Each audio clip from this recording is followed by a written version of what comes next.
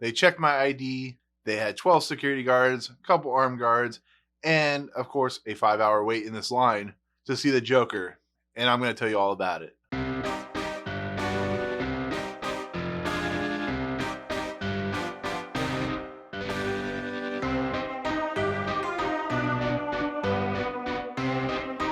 What's up, guys, and welcome to Movie Emporium's review of Joker, the newest film in the DC, whatever you want to call it, universe. It's directed by Todd Phillips and it stars Joaquin Phoenix, Robert DeNiro, Zazie Beets, Francis Conroy, Brent Cullen, Glenn Fleshler, Shea Whigham, and Bill Camp.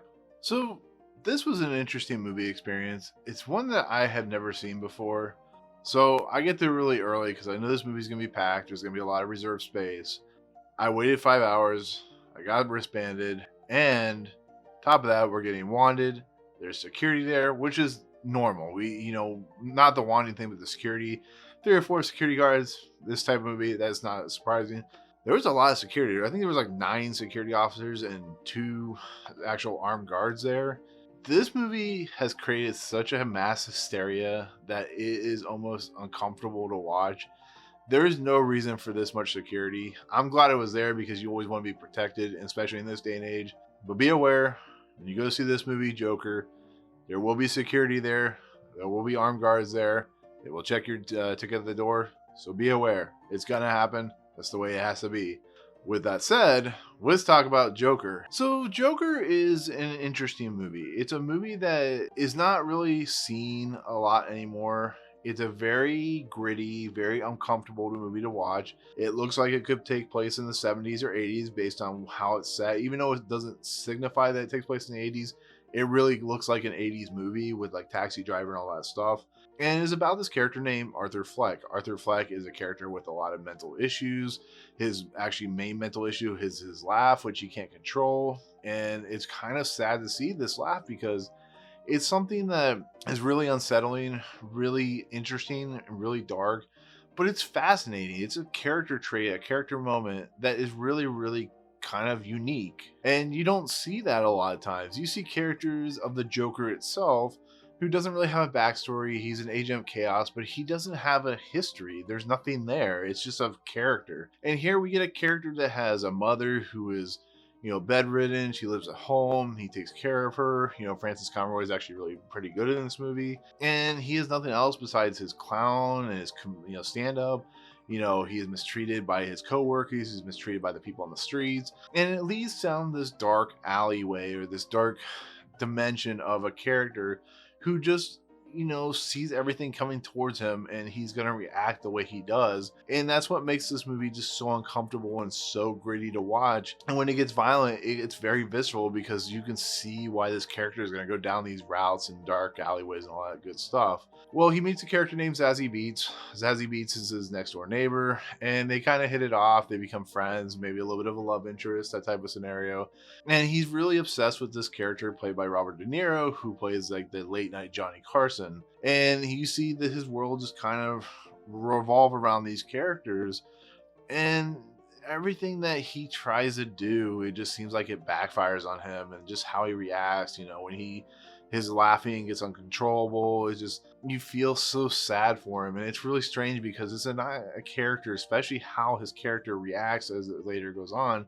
It's somebody you shouldn't really root for. You shouldn't have a character like this where it's something that you really feel sad and just depressed for. But the thing that makes this movie the movie that it is not the side characters. Yes, they kind of come into Arthur Fleck's life and, how they react to him and so on and so forth.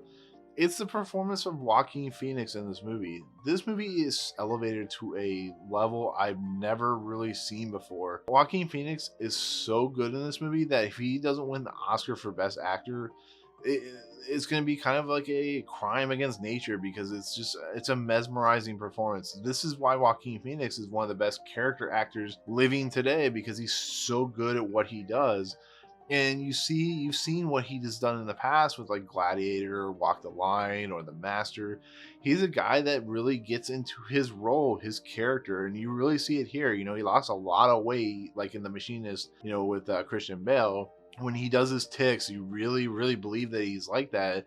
When he puts on his makeup, you see him transform. When you see him just do things, you really see a guy, a character that is not an actor anymore. You see a methodical method actor, just good at what he does. It's amazing. It makes it like where you just want to watch him for 2 hours and not anybody else. You just want a black screen to watch what Joaquin Phoenix can do. And it's incredible, you know. It also helps that Todd Phillips is going into some material that he's not used to doing. You know, he's used to doing stuff like The Hangover or War Dogs or stuff like that. And this is just a new avenue for him. This is kind of like Adam McKay doing The Big Short.